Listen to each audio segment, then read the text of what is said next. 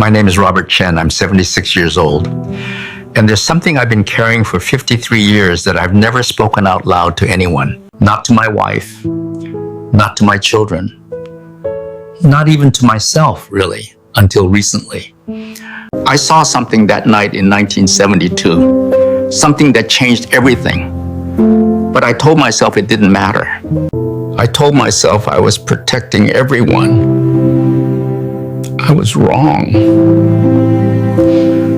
I need to say this now because time doesn't wait, and neither does the truth. It just sits there, getting heavier. Let me go back. It was late August, hot, the kind of heat that makes the air feel thick, like you're breathing through cloth. I was 23, newly married to Linda, 6 months in. We lived in a small apartment in Queens, 3rd floor, no air conditioning. The windows stayed open all night. Linda worked as a secretary at an insurance company. I was doing night shifts at a warehouse, unloading trucks. We were saving for a house. That was the plan. Everything was the plan back then. That night, I came home early, around 11. My shift got cut because the shipment didn't come in. I didn't call ahead. We didn't have a phone yet. I remember climbing the stairs, smelling someone's dinner still hanging in the hallway, garlic, tomato sauce. I remember the sound of my keys. And when I opened the door, I saw her, Linda, sitting at the kitchen table with someone, a man. I froze. They didn't notice me at first. The door was quiet. They were talking low, leaned in close. There were 2 glasses of wine on the table. The window behind them was open, curtain moving a little in the breeze. He had his hand on hers.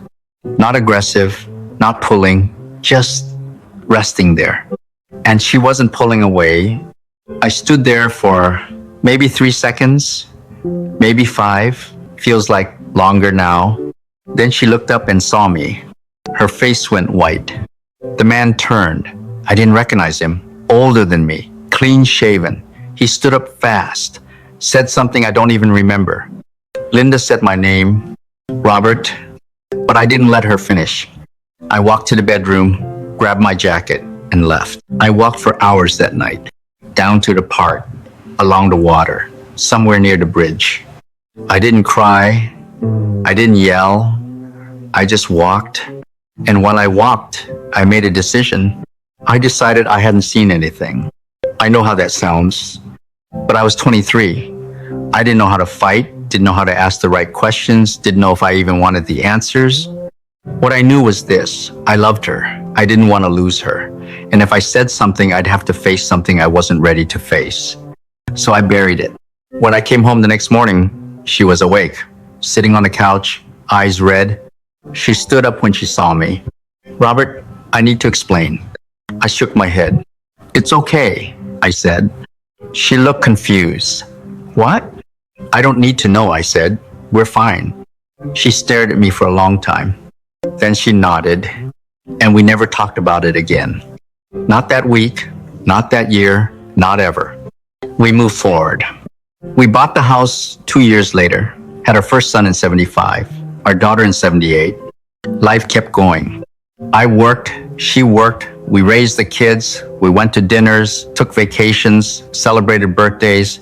From the outside, we were fine. And maybe we were, but inside me, that night stayed. I never asked who he was. I never asked what it meant. I never asked if it happened again. And she never brought it up. It became this silent thing between us. Not a fight, not even tension really, just space. The years passed. I told myself I'd done the right thing. I'd kept us together. I'd been mature, forgiving, strong. But the truth is, I was afraid. Afraid of what she'd say. Afraid it would confirm something. Afraid the story I'd built in my head would fall apart. So I let it sit. You'd think something like that would eat at you every day. It didn't. Not in the way you'd expect. There were stretches, months, even years where I didn't think about it at all. We were busy. The kids were young. There were bills, broken cars, school meetings, family dinners. Life has a way of covering things up without you even trying. But every now and then, something small would bring it back.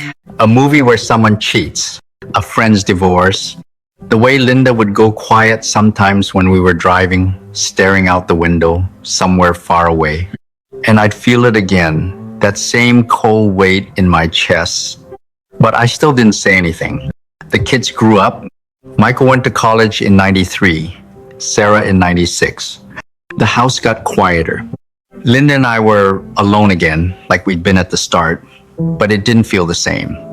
We were polite, comfortable. We still laughed sometimes, but there was something missing. I thought it was just age, just what happens when you've been married a long time. I didn't realize I'd been the one holding us at a distance.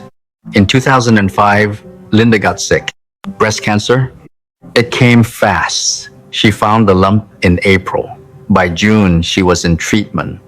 I took time off work, drove her to appointments, sat with her during chemo, held her hair back when she got sick. I wanted to be there for her. I was there for her. But even then, I couldn't ask. One night, she was lying in bed after a hard day of treatment.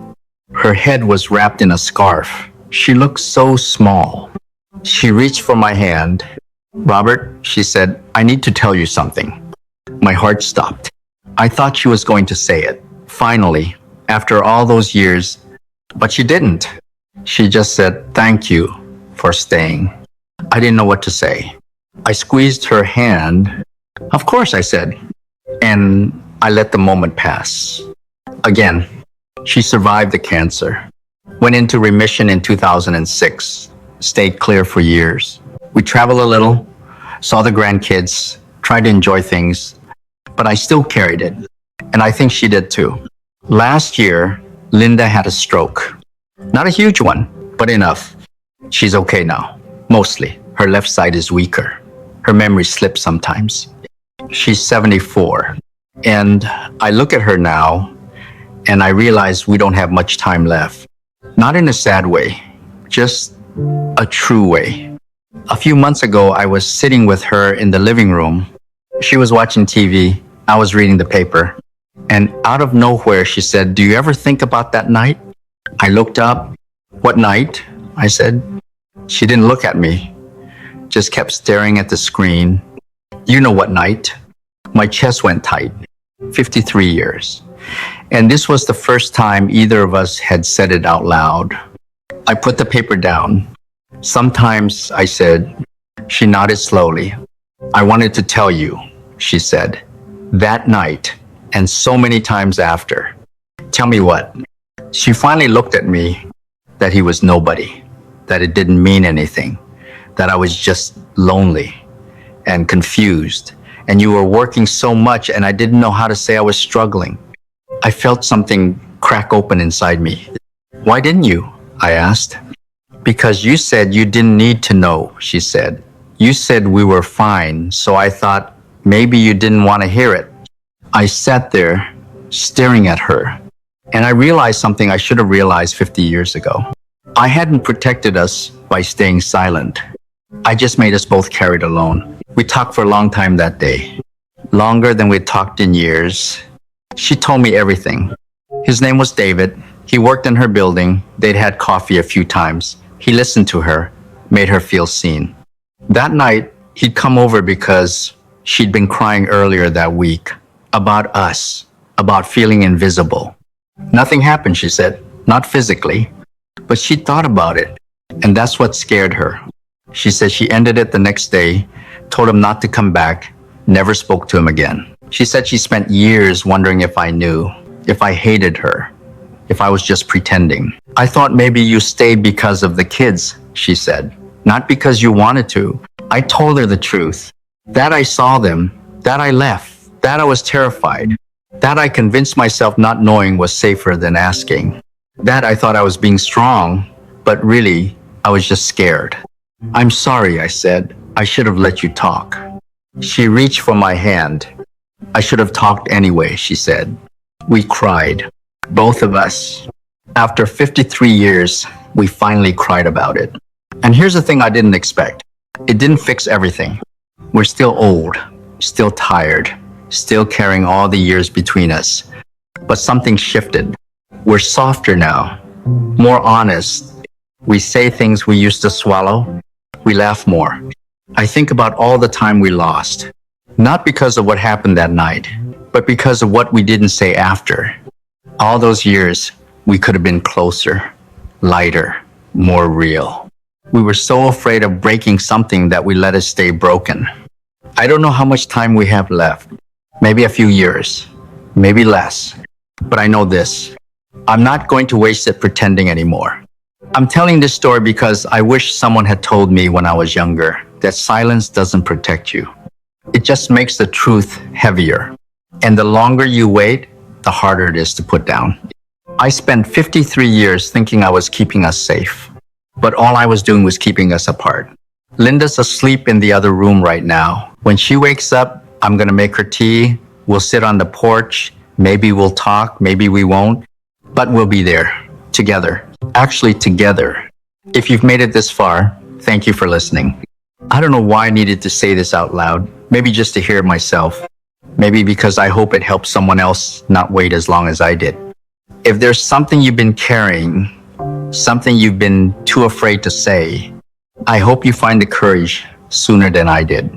You don't get the years back, but you can still choose what you do with the ones you have left.